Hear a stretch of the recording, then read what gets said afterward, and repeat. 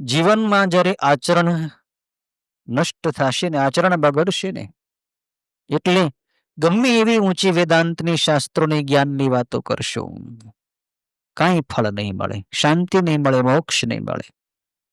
પેલા નમ્ર બનો, દરેકની સામે નમી જાઓ, નમે સૌને ગમે.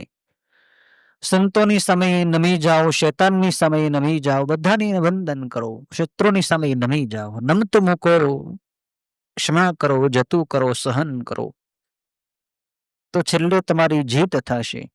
પણ હું કઈ નમું નહીં, હું કઈ નમતું મૂકું નહીં, હું થોડો કઈ નમાલો છું, હું બળવાન છું, હું જોઈ લઈશ, મારી અંદર બધી શક્તિ છે, હું બધું કરી શકું એવું છું.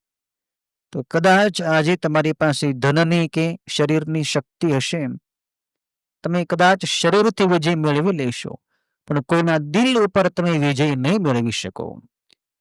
દિલ ઉપર વિજય મેળવવો હોય ને, તો નમ્ર બનો, જતું કરો, સહન કરો, માફી માંગી લો, માફ કરી દો, સરળ જીવન બનાવો. કોની સાથે વેર નહીં, કોની સાથે ઝેર નહીં. तुलसी इस संसार में भांति भांति के लोग, सबसे हिलमिल ચાલીએ, નદી નાવ સંજોગ. અનેક પ્રકારના લોકો જગતમાં છે, બધાની સાથે હળી મળીને રહો.